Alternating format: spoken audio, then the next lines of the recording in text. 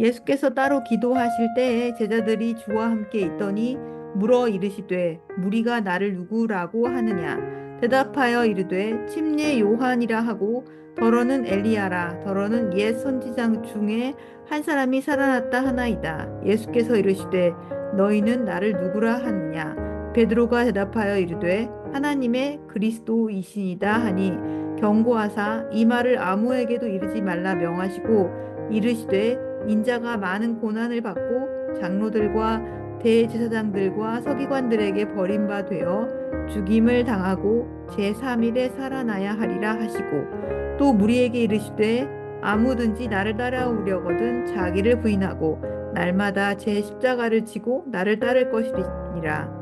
누구든지 제 목숨을 구원하고자 하면 잃을 것이요 누구든지 나를 위하여 제 목숨을 잃으면 구원하리라. 사람이 만일 온 천하를 얻고도 자기를 잃든지 빼앗기든지 하면 무엇이 유익하리요? 누구든지 나와 내 말을 부끄러워하면 인자도 자기와 아버지와 거룩한 천사들의 영광으로 올 때에 그 사람을 부끄러워하리라. 내가 참으로 너희에게 이르노니 여기 서 있는 사람 중에 죽기 전에 하나님 나라를 볼 자도 있느니라. 오늘 본문의 분위기는 매우 무겁고 비장합니다. 자기를 부인하고 날마다 자기 십자가를 지고 주님을 따르라. 자기 목숨까지 버려야 주님의 제자가 될 수 있다라는 이 말씀. 쉽게 받아들이거나 인정하기 힘든 말씀입니다. 세상을 열심히 성실하게 살아가는 사람들의 특징을 뭐라고 정의할 수 있습니까? 가정 잘 건사하고 처자식 먹여 살리는 일에 최선을 다하는 사람, 자신의 삶에 최대한 집중하고 그렇게 살아가는 사람, 목표한 것을 이루고 성취한 사람들, 바로 그들입니다. 그들이 세상에서는 인정받습니다. 자, 그런 이들에게 이제 너는 십자가를 져야 해.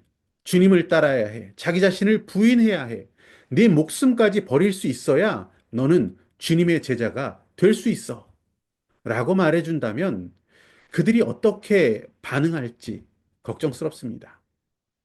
오늘 본문 속 주님의 가르침, 십자가 지고 자기를 부정하고 자기 목숨까지도 미워하고 주님을 따르라. 이 말씀은 특별히 이 시대를 살아가는 젊은이들에게는 더더욱 큰 부딪힘과 저항이 있을 것이 사실입니다. 이 세상에서 먹고 사는 문제, 이 먹고 사는 문제는 청년들의 다른 모든 이슈를 다 집어 삼켜버린 것처럼 보입니다.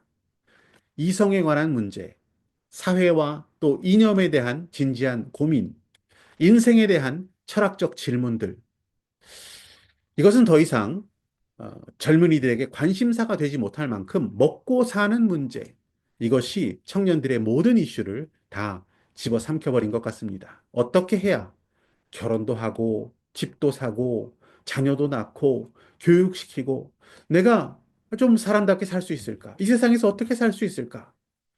그런 먹고 사는 문제, 그 생각 안에서 헤어나오지 못하고 있는 이 땅의 청년들, 그런 청년들에게 그리스도의 제자가 되라. 이것은 쉽게 와닿지 않는 그런 명령이라는 것입니다. 주님의 말씀이 매우 부담스럽습니다.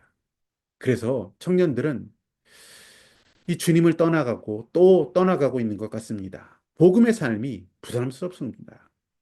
자신의 삶, 자신의 세상살이, 앞가림부터 어떻게 해결해야 한다라고 먼저 생각합니다. 십자가 지는 삶, 하나님 나라를 위해 헌신하는 삶을 말하면 아니, 당장 세상에서 먹고 사는 문제도 해결 안 되는데 무슨 헌신입니까? 라고 반응하기 일쑤입니다. 엄밀히 말해서, 엄밀히 말해서 사실은 돈이 문제입니다. 여러 가지 미사와 역으로 자신의 처한 어떤 현실적인 문제들에 대해서 장황하게 설명을 늘어놓긴 하지만 사실은 돈입니다. 돈이 문제였던 것이죠. 많은 사람들에게 최고의 신은 바로 돈입니다. 자신들이 섬기고 있는 신, 이 돈에 대한 이야기, 돈에 대한 문제를 건드리면 가장 큰 파장이 삶에서 일어나게 됩니다. 가장 실제적인 충격으로 다가오는 것, 그것이 바로 돈 문제 아니겠습니까? 주님은 이렇게 말씀하셨습니다. 네 보물이 있는 곳에 네 마음도 있다. 이 말씀은 우리의 전곡을 찌르시는 말씀입니다. 십자가 지는 삶, 주님을 따르는 헌신에 대해서 주저하는 이유가 돈이 아니라고 부인하기가 참 어렵습니다. 하지만 이런 때에도 우리는 더 지혜롭기를 원합니다. 영혼의 관점에서 우리의 인생을 바라볼 수 있기를 원합니다. 세상 공중권세 잡은 그 세력들이 놓아놓은 덫에 우리가 갇혀서 주님의 그 귀한 약속, 영원한 나라, 가장 귀하고 복된 삶을 위한 그런 고귀한 헌신의 삶을 우리가 포기하는 그런 어리석음을 범하지 않을 수 있기를 원합니다.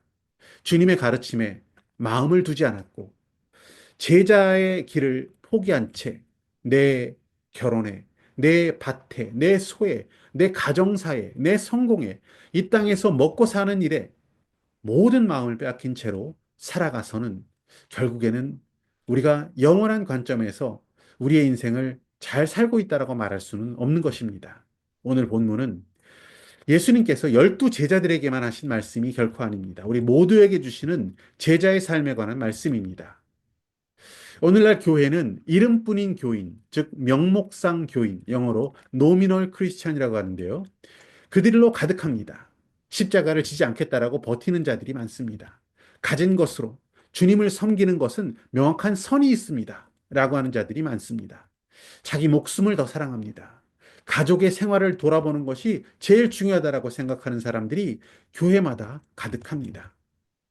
예수님 당시에나 지금이나 그렇게 살고 있었던 무리들은 주님의 길을 따르지 않았습니다. 그들은 떠나가고 또 떠나가고 말았습니다. 주님의 가르침, 복음의 삶, 십자가 사명에서 멀어져 간 그들은 무리였습니다. 주님은 그 무리를 향해서 제자의 삶을 도전하셨던 것이죠. 오늘 본문 23절을 보시면 또 무리에게 이르시되 아무든지 나를 따라오려거든 자기를 부인하고 날마다 제 십자가를 지고 나를 따를 것이니라. 아시다시피 제자와 무리는 다릅니다. 세상에 대한 고민, 먹고 사는 문제, 내 인생에서 이루어야 할 성공, 내 소유가 더 중요한 사람들, 그런 무리들은 하나둘 예수님을 떠나갔습니다. 주님은 오늘 이 본문의 말씀을 통해서 우리에게 제자의 삶을 도전하고 초대하고 계십니다. 너 내 제자가 되지 않겠느냐? 이 주님의 질문에 네, 아멘으로 응답하는 것이 100번 지혜로운 선택일 수밖에 없습니다. 내 제자가 되어 나를 따르라. 주님의 이 귀한 초대에 응답할 수 있는 현명한 주님의 제자로 사시기를 축복합니다.